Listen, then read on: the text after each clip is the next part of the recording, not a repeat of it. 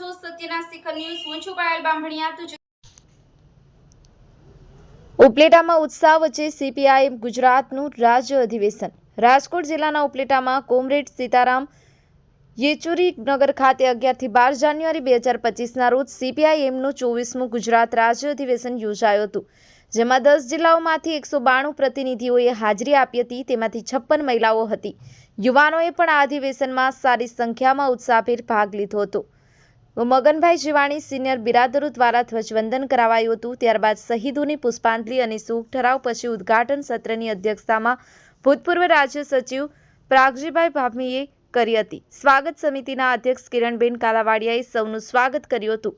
આ અધિવેશનનું ઉદ્ઘાટન ડોક્ટર અશોક ધવલ દ્વારા કરવામાં આવ્યું હતું। તેમણે આંતરરાષ્ટ્રીય ક્ષેત્રમાં સામ્રાજ્યવાદ અને ઝાયોનિઝમમાં ભય અને રાષ્ટ્રીય ક્ષેત્રમાં નવફાસીવાદી આરએસએસ ભાજપના આક્રમણના ભય પર ભાર મૂક્યો હતો। તમામ ધર્મનિરપેક્ષ દળોની એકતાની જરૂરિયાત પર ભાર મૂકતા તેમણે સીપીઆઈએમ પક્ષની સ્વતંત્ર શક્તિ અને પ્રભાવમાં ઝડપથી વધારો કરવાના મુખ્ય મહત્વ પર પણ પ્રકાશ પાડ્યો હતો। આ અધિવેશનમાં રાજકીય તથા સંગઠનાત્મક અહેવાલ રજૂ કરવામાં આવ્યો હતો અને ચર્ચા 2 ભાગમાં થઈ હતી। રાજ્ય સચિવ એચ.આઈ. ભટ્ટે રાજકીય ભાગ અને કેન્દ્રીય સમિતિના સભ્ય અરુણ મહેતાએ સંગઠનાત્મક ભાગ રજૂ કર્યો હતો। પ્રથમ ભાગ પર 24 પ્રતિનિધિઓએ ભાષણ આપ્યું હતું અને બીજા ભાગ પર 17 પ્રતિનિધિઓએ ભાષણ આપ્યું હતું। અહેવાલ સર્વાનુમતે અપનાવવામાં આવ્યો હતો તેમજ મુખ્ય મુદ્દાઓ પર 12 ઠરાવો પણ હતા। પ્રથમ દિવસે ઉપલેટા ટાઉન હોલ ખાતે ખેડૂતોની સમસ્યાઓ અને તેમના ઉકેલ વિષય પર એક સેમિનાર યોજાયો હતો। તેને ડોક્ટર અશોક ધવલે, મુરલીધરન અને ડાયાભાઈ ગજેરાએ સંબોધન કર્યું હતું। ભૂતપૂર્વ રાજ્ય સચિવ સુબોધ મહેતા દ્વારા લખાયેલ સામ્યવાદી વિચારધારા શીર્ષકવાળી પુસ્તિકાઓનું આવૃત્તિનું વિમોચન કરવામાં આવ્યું હતું। ઉદય જોશીએ ક્રેડેન્શિયલ સમિતિનો અહેવાલ રજૂ કર્યો હતો। અધિવેશનમાં સર્વાનુમતે 30 સભ્યોની નવી રાજ્ય સમિતિ અને કાયમી આમંત્રિતોની પસંદગી કરવામાં આવી હતી। રાજ્ય સમિતિએ સર્વાનુમતે એચ.આઈ. ભટ્ટને રાજ્યમંત્રી અને 9 સભ્યોના રાજ્ય મંત્રીમંડળને ફરીથી ચૂંટ્યા હતા।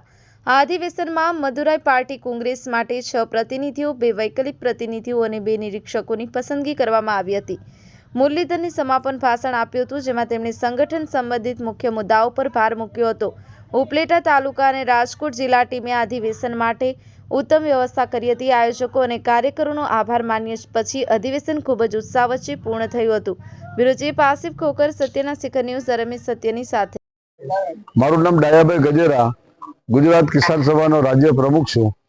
આજે ઉપલેટા ખાતે સીપીએમના અધિવેશન પ્રસંગે ખેડૂતોની સમસ્યાઓ પર એક સેમિનાર રાખવામાં આવ્યો હતો। આ સેમિનારમાં દેશના ખેડૂત સંગઠન અખિલ ભારતીય કિસાન સભાના રાષ્ટ્રીય પ્રેસિડેન્ટ અને સંયુક્ત કિસાન મોરચાના મહત્વના આગેવાન એવા અશોક ધવલેજીએ વાર્તાલાપ કરી અને ખેડૂતોની સમસ્યાઓ અંગે આજના વાર્તાલાપમાં પોતે જણાવ્યું હતું। ખાસ કરીને ખેડૂતોનો આજનો મુખ્ય સવાલ જો કોઈ હોય તો એ ભાવનો સવાલ છે, એમએસપીનો સવાલ છે, ખેડૂતોના કરજા નાબૂદીનો સવાલ છે, ખેડૂતોના પાક વીમાનો સવાલ છે, ખેડૂતોને અને ખેતમજૂરોને પેન્શનનો સવાલ છે। આ આજની મુખ્ય માગણી છે અને આજે પણ સંયુક્ત કિસાન મોરચાના નેતૃત્વમાં દિલ્હીની બોર્ડર ઉપર આંદોલન ચાલે છે।